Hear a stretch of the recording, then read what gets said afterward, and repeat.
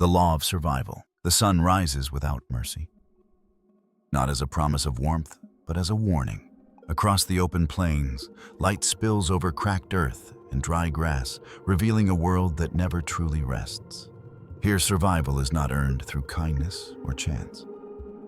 It is negotiated every hour, rewritten with every step, and paid for in exhaustion, blood, or silence. This land does not care who you are. It does not remember yesterday's victories, nor does it forgive yesterday's mistakes. In the savannah, life moves according to an unspoken law. Only those who adapt are allowed to remain. The wind carries more than heat. It carries intention. Every movement is observed, every sound weighed. Predators move as if the earth itself has taught them restraint. Prey listens as though the grass might betray them at any moment. Even stillness has meaning here. Even waiting can be dangerous. Strength alone is never enough. Speed can fail. Numbers can turn into weakness. What matters is timing, knowing when to advance, when to retreat, and when to disappear entirely. As daylight hardens, shadows shrink, forcing hunters and the hunted into clearer view. There is no hiding from the sun, only from each other. Somewhere in the distance, a low sound rolls across the plains. Not a roar, not a cry, but a reminder. This territory is claimed, contested, and constantly under threat. Every creature here understands the same truth, even if they live it differently. Hunger is not an emergency. It is a certainty. Safety is temporary. Dominance must be proven again and again, often at great cost. Families are raised not with comfort, but with urgency. The young learn early that play is practice, and mistakes are lessons rarely repeated. Mothers measure risk in seconds. Groups survey by reading one another as carefully as they read the land itself. And yet, despite the cruelty, there is balance. Nothing kills without reason. Nothing survives without purpose. Each chase, each failure, each narrow escape becomes part of a system far older than memory. A system that does not reward heroes, only survivors. Those who understand that power is fleeting and that patience can be deadlier than force. As the sun climbs higher, the savannah begins another day of quiet negotiations. Alliances will be tested. Limits will be exposed. Some will eat. Others will learn. A few will not see the night. This is not a story of good or evil. It is a story of consequence. Because in this world, survival is not granted. It is taken moment by those who understand the rules, and by those willing to pay their price. 2. Lions of Sabuti, power, hunger, and failure. Sabuti is not simply a place. It is a test. Here the land hardens, everything it touches. The sun does not warm, it drains. The wind does not refresh it. Strips moisture from skin, from leaves, from hope itself. Each dawn arrives already demanding proof of worth, and every dusk leaves behind the question of who will endure until morning. In this unforgiving stretch of savannah, lions rule, but never in peace. A pride rests low in the tall grass bodies pressed to the earth, as if trying to borrow its patience. The males stand apart, heavy-maned and watchful, not because danger is present, but because it always could be. Their presence is less about action and more about warning. They are the boundary. They are the consequence. At the heart of the pride move, the lionesses lean, focused, relentless. Their lives are shaped by repetition. Watch, wait, decide, act. While the males guard what has already been claimed, it is the females who secure what is needed to survive another day. Nearby cubs tumble clumsily through the grass, snapping at tails, biting ears, learning without knowing they are learning.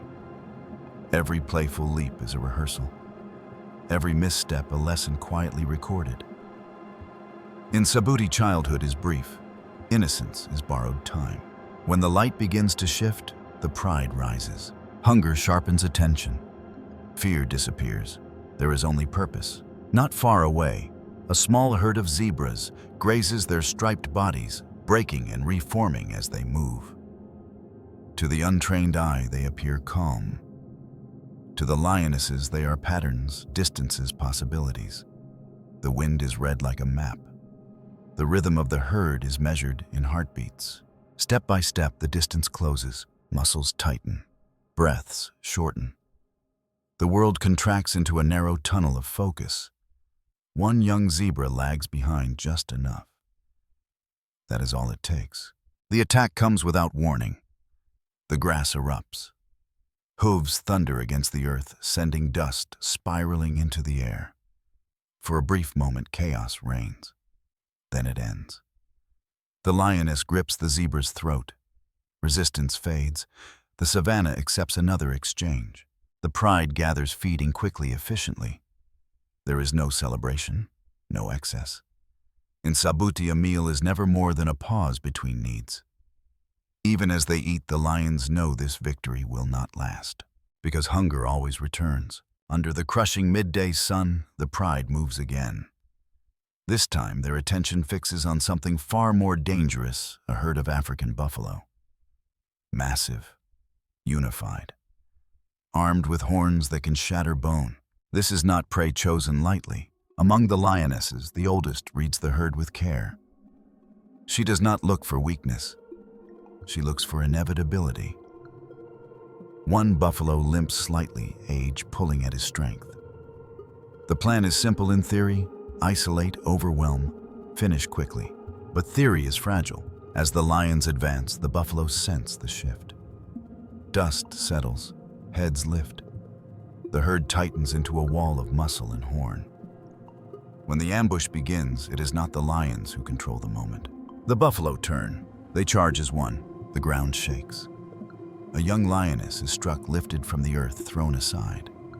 The air fills with roars and bellows, with confusion and force. What was meant to be a calculated strike dissolves into disorder. The lions retreat. The buffalo advance unbroken, unyielding, leaving behind only exhaustion, injury, and empty stomachs. Failure weighs heavier than wounds. As the day stretches on, hunger sharpens into torment. Cubs whimper. Adults conserve energy lying still, eyes open. In Sabuti, the land does not pity mistakes. It remembers them, but it also teaches. The pride does not abandon its territory. It adapts. When the next dawn arrives, golden light spills once more across the grass. Near a riverbank, a group of impalas lowers their heads to drink. The lions melt into the landscape, bodies, flattened, breaths controlled. Every movement is slower now, more precise. The lesson has been learned. The strike is swift, clean. The impala falls before alarm can spread. The pride feeds again, not in triumph, but in understanding. In Sabuti, power is never permanent. It must be proven, lost, relearned, and earned again. And the lions, rulers of a fragile throne, know this better than any creature alive. 3. The ostrich, the wingless warrior. At first glance, it does not look like a fighter. Tall, awkward, crowned with feathers instead of claws. The ostrich seems almost out of place in a land ruled by teeth and muscle. Its body rises above the grass like a moving tower, its long neck swaying gently as if detached from danger. To the unfamiliar eye, it appears vulnerable, exposed, too large to hide, too strange to intimidate. But the savannah is shaped by illusions, and the ostrich is one of its most misunderstood creations, standing nearly 3 meters tall and weighing more than most predators that dare challenge it. The ostrich carries its strength openly. It does not rely on camouflage or ambush. It survives by seeing danger before danger believes it has been seen. Its eyes, dark, massive, and alert, are among the largest in the animal kingdom. From hundreds of meters away, they detect motion that others would miss entirely. A shifting shadow, a break in rhythm, a shape that does not belong. Long before a predator commits to the chase, the ostrich has already decided whether to flee or fight. And when it runs, the land itself seems to stretch. Powered by legs built like pistons, the ostrich covers ground in explosive strides, reaching speeds that rival the fastest hunters of the plains. Each step launches its body forward with astonishing efficiency, turning open terrain into an advantage rather than a threat. For most predators, the chase ends before it truly begins. But speed is only part of the story. When escape is no longer possible, the ostrich does not collapse into panic. It stands its ground. Those long legs so often associated with flight become weapons capable of delivering kicks powerful enough to shatter bone or kill outright. Even the most confident hunter knows that one careless move can turn pursuit into disaster. Survival for the ostrich is about choosing the right response at the right moment. It rarely lives alone. Groups form and dissolve across the plains, usually led by a dominant male surrounded by several females. Together, they create a moving network of vigilance, while some feed others watch. While heads lower to the ground, eyes remain lifted elsewhere. Danger is not faced individually, it is anticipated collectively. Their diet reflects this adaptability. Ostriches feed on grasses, seeds, roots, insects, and small reptiles, adjusting effortlessly to what the land provides. This flexibility allows them to thrive where more specialized animals struggle. Where the environment changes without warning, variety becomes resilience. As the day cools and shadows lengthen, ostriches slow their pace. They gather in open areas, deliberately avoiding dense cover where predators might hide. Night brings vulnerability, but also strategy. By resting in places with long sight lines, they ensure that danger must reveal itself before striking. When breeding season arrives, the plains witness a transformation. The dominant male becomes a performer. Wings spread wide, feathers, trembling knees, bending toward the earth in a rhythmic display that feels almost ceremonial. It is not aggression that wins a mate here, but precision and stamina. Those chosen will share more than reproduction. They will share responsibility. A shallow nest is scraped into the ground, deceptively simple, camouflaged by dust and scattered debris. Within it, massive eggs are laid, each one weighing more than most newborn animals. During the day, lighter-colored females incubate, blending into the bright surroundings. At night, the dark-feathered male takes over, disappearing into shadow. It is a silent exchange, timed perfectly to the rhythm of the sun. But even careful planning invites danger. The scent of eggs attracts scavengers and hunters alike. Jackals, hyenas, wild dogs. When a threat approaches, the female abandons the nest, deliberately drawing attention to herself. She runs loudly, flapping wings, kicking up dust, becoming a moving target, sacrificing safety to protect what lies behind her.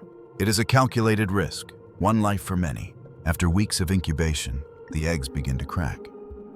Chicks emerge fragile, unsteady, and immediately exposed to the realities of the plains. There is no shelter, no delay. Within hours, they are moving. Within weeks, they are running. Loss is expected. Survival is selective. Those that endure grow quickly, learning what to eat, where to move, and how to stay close. Adults defend them fiercely, confronting predators with sudden charges and devastating kicks. Parenthood here is not gentle. It is relentless. Despite all its strength, the ostrich remains a target. Lions, cheetahs, and wild dogs all see opportunity in its size and abundance. To hunt one is risky, but success brings reward. Each encounter becomes a contest between awareness and ambition, between caution and hunger. Sometimes the ostrich escapes. Sometimes it does not. And in that uncertainty lies its truth. It is neither helpless nor invincible. It is a creature shaped by contradiction, too large to hide, too fast to catch easily, too powerful to attack carelessly. A survivor not because it dominates, but because it understands when to stand, when to run, and when to fight. In the savannah, the ostrich is not an anomaly. It is proof that survival does not always belong to the fiercest. Sometimes it belongs to those who see first and choose wisely. 4. Cheetahs. Speed has a price. The savannah rewards many traits, but none as dramatically as speed. Across the open plains where cover is scarce and distance offers no mercy. One predator has been shaped by a single, uncompromising purpose: to outrun everything else. The cheetah does not stalk with patience or overpower with strength. It survives by turning the landscape itself into a racetrack. Lean, light, and deceptively fragile, the cheetah's body is a study in extremes. Its spine bends and releases like a coiled spring. Long legs strike the ground with precision. Claws remain partially extended, gripping the earth like the spikes of a sprinter. Even its lungs and heart are oversized, built to flood the body with oxygen during moments when time collapses into seconds. When a chase begins, the world changes. The cheetah explodes forward, accelerating faster than almost any living creature. In just a few strides, it reaches a velocity that no other predator can match. Each bound stretches across meters of ground, the body lifting and folding in a fluid rhythm that blurs the line between animal and motion. But this gift is fleeting. The same power that allows the cheetah to dominate a sprint also limits it. Heat builds rapidly. Muscles flood with lactic acid. Within moments, the chase must end one way or another. There is no endurance here, only commitment. Often cheetahs hunt alone. Solitary focus allows for precision and silence. But in some cases, especially among related males, coalitions form. Brothers stay together, combining speed with coordination. It is a rare alliance in a world where competition usually outweighs cooperation. Together, they are more effective. Together, they are more dangerous. On this day, 3 cheetahs move as one. Their bodies press low to the grass, eyes locked onto an unlikely target, an adult ostrich. The bird towers above them, powerful legs planted firmly in the earth. This is not an easy choice. The ostrich is fast. Its kicks are lethal. One mistake could end the hunt or a life. But the reward is immense. The cheetahs circle silently, closing distance without signaling intent. There are no roars, no warnings, only instinct and shared experience guiding their movement. Each knows his role without instruction. The moment arrives without sound. They launch. The ground erupts beneath their feet. Dust surges into the air. The ostrich reacts late but violently, legs driving forward with astonishing force. For seconds, the chase becomes a spectacle of pure physics, speed against strength, agility against momentum. The ostrich runs like a force of nature. The cheetahs run like living weapons. One cheetah cuts the flank, forcing the bird to veer. Another blocks the escape path. The third commits, fully diving low toward the legs. A misstep, a stumble. Balance breaks. The giant falls. The end is swift. But victory here is never secure. The cheetahs feed quickly, tearing at the carcass with urgency rather than satisfaction. Every second spent exposed increases the risk. Hyenas patrol constantly. Lions dominate through theft as much as strength. The cheetahs know this. They eat not to enjoy, but to survive the next hour. Soon the plains answer, a distant sound, a shifting presence, enough to warn them away. They retreat, bellies heavy, breathing hard, eyes scanning the horizon. Rest comes only under cover, where muscles can cool and heartbeats slow. For now, they have succeeded, but the price of speed remains. Unlike lions, cheetahs cannot defend their kills. Their lightweight bodies lack the power to confront larger rivals. More often than not, a successful hunt ends in loss. Food is stolen, effort wasted, energy spent with nothing to show for it. For females, the challenge deepens. They raise their cubs alone, without the protection of a pride or coalition.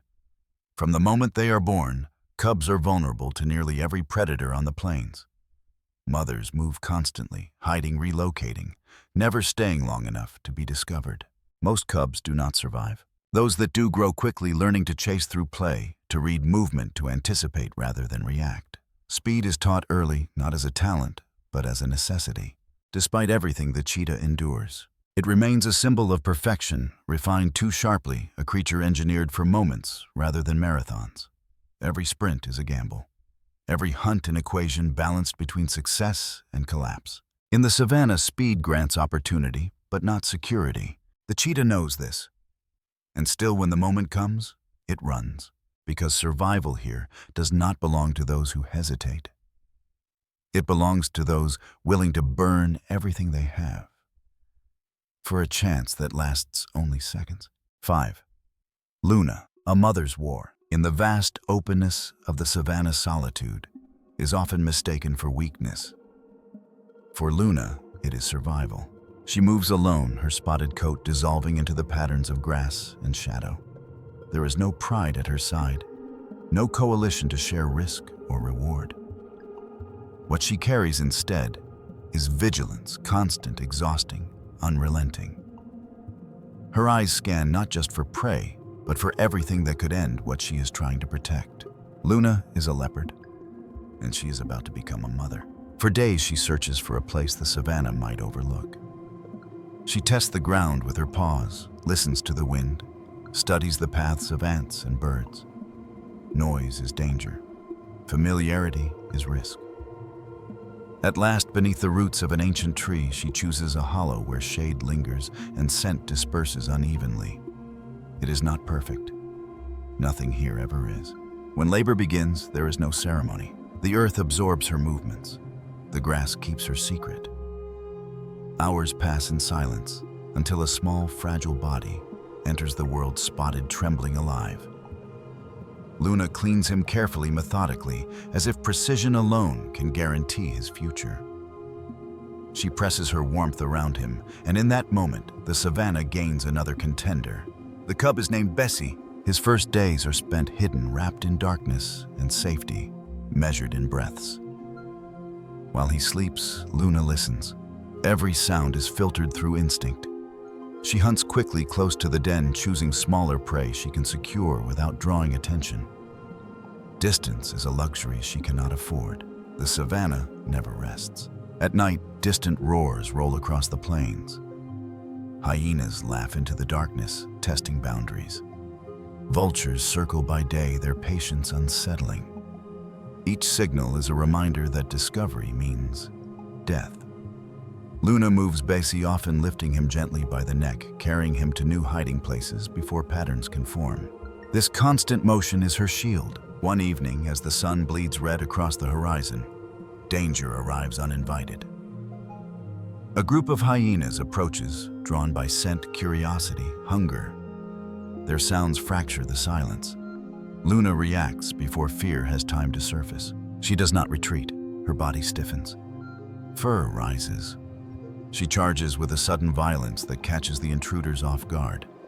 Claws slice the air. Teeth flash. The hyenas hesitate, then retreat. They are many, but they are cautious.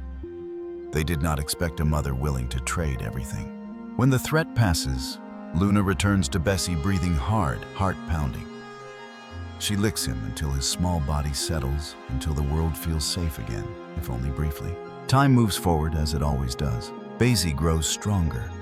His movements become deliberate. His play becomes practice. He pounces on leaves, stalks insects, leaps clumsily at shadows. Luna watches closely, correcting him, with low sounds, guiding him with nudges and patience.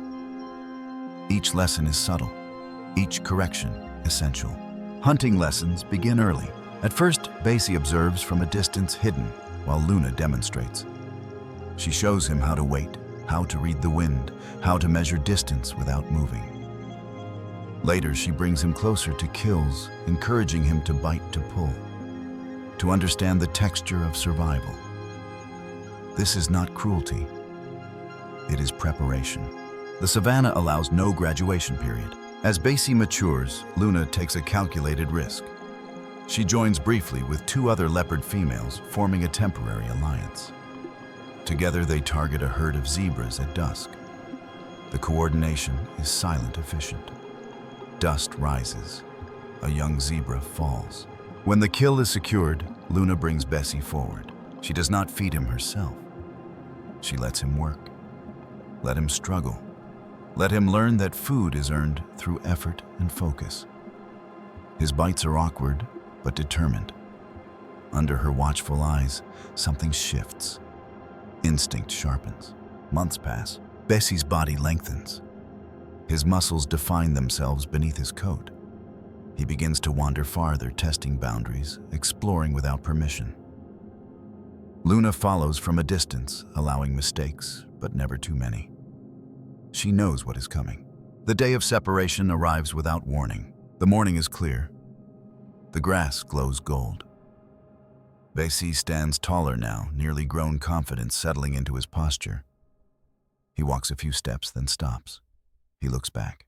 Their eyes meet. There is no sound, no signal, only understanding. Luna does not follow. She does not call him back. She watches as he turns and moves toward the horizon, carrying everything she has taught him into a future she cannot protect.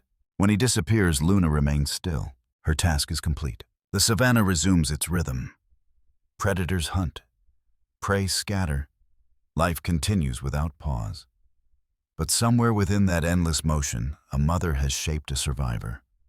Not through force, but through sacrifice, patience, and absolute resolve. Luna does not rule territory. She does not command a pride. Yet her legacy moves silently through the grass, proof that in this world, the fiercest battles are often fought alone and won without witnesses. 6.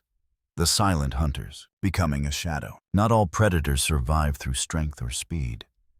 Some endure by learning how to disappear in places where power is measured quietly. Survival belongs to those who leave no trace. These hunters do not announce themselves. They do not chase recklessly or dominate openly. They move through the world like a thought, present, precise, and gone before they are fully understood. In the early light of a European forest, one such presence moves between trees. The Iberian lynx is small compared to the giants of the African plains. Yet every step it takes is deliberate. Its body remains low, compact, built for control rather than pursuit. Golden eyes scan the undergrowth, ears crowned with black tufts, turning independently, collecting sound from every direction. Here, information is everything. The lynx does not rush. Its preferred prey, the rabbit, is quick, alert, and abundant only to those who know where to look. Patience becomes the lynx's sharpest weapon. It waits. Muscles tighten. Time stretches. When the moment arrives, the attack is instantaneous. One leap, one grip. The forest exhales. There is no celebration. There never is. The lynx moves on, aware that rarity offers no protection. Its kind is among the most threatened predators in the world. Territory is limited. Competition is constant. Survival is not guaranteed by dominance, but by restraint. Far from the forest, under the open sky of Africa, another hunter shares the same philosophy. The caracal blends into the savannah with deceptive elegance. Its coat reflects the dry earth, its movements smooth and economical. Long legs give it reach rather than speed. Power is stored, not wasted. Above its head, elongated ears pivot like sensors tuned to the smallest vibration. Where others rely on endurance, the caracal relies on timing. Its most astonishing skill is vertical. When birds scatter into the air, the caracal launches upward, body fully extended, striking targets mid-flight with lethal precision. These moments last less than a second, but they decide everything. On the ground, the strategy remains unchanged. The caracal stalks low through brush, eyes fixed on unsuspecting prey. When one separates from the group, the calculation ends. The leap is perfect. The kill is swift. Efficiency defines success. Reproduction offers no refuge from risk. Caracals do not form lasting bonds. When mating occurs, it is brief. Afterward, the female retreats alone to raise her young. She selects dens carefully, rocky crevices, hollow logs, dense vegetation, places where discovery is less likely. Her offspring are born blind and helpless. For weeks, she hunts close, returning, often changing locations regularly to avoid detection. Every relocation is an act of protection. Every hunt, a gamble. As the kittens grow, play becomes preparation. They chase leaves. They practice jumps. They test balance. The mother guides without force, correcting mistakes, gently teaching restraint. In a world where exposure equals danger, control is survival. The lynx and the caracal will never meet. They live on different continents, under different skies, shaped by different landscapes. Yet they mirror one another in purpose. Neither is the fastest. Neither is the strongest. Both thrive through awareness, patience, and the ability to vanish at will. They are hunters of margins, masters of timing, predators that succeed by refusing to be seen. In the wild, greatness is often loud. It roars, charges, dominates. But beneath that noise exists another path, one walked in silence, by those who understand that survival does not always reward the bold. Sometimes it rewards those who know how to become shadows. Survival has no mercy. As the day draws to a close, the savannah settles into a familiar tension. The heat softens, shadows stretch, and the land prepares for another cycle that will unfold without pause or apology. What has happened here today will not be remembered. What has been learned will decide tomorrow. In this world, survival is never guaranteed. It is negotiated moment by moment. The lions of Sabuti will rise again, carrying both victory and failure in their bodies. The ostrich will scan the horizon, deciding when to stand and when to flee. The cheetah will measure distance against exhaustion, knowing that speed is a gift that burns quickly. Somewhere in the grass, a young leopard will walk alone for the first time, guided only by instinct and memory. And in distant forests and plains, silent hunters will continue their work unseen. None of them are heroes, none are villains. They are participants in a system older than fear, older than dominance, older than the stories we tell ourselves about strength. Here nature does not reward ambition, it rewards awareness. It does not protect the powerful, it tests them again and again. Every chase is a decision, every failure a lesson, every success temporary. The savannah does not promise fairness. It does not promise balance. What it offers instead is clarity, a world where every action has weight and every creature understands the cost of existing. To survive here is not to conquer, it is to endure. As night claims the plains, the sounds of the wild rise once more. Somewhere hunger returns, somewhere else life begins. The cycle continues untouched by time, indifferent to outcome. And in that relentless rhythm lies the truth of this land. Survival is not an act of mercy. It is a discipline earned by those who learn when to fight, when to run, and when to disappear. Tomorrow the sun will rise again, and the negotiations will begin anew. If stories like these resonate with you, consider supporting the channel. Every view helps keep these worlds alive. Every subscription allows us to explore deeper, slower, and more honestly. The wild is not just spectacle, it is balance, consequence, and survival shaped over millions of years. By watching, learning, and sharing these stories, we keep that understanding alive in a world that often forgets how fragile it truly is.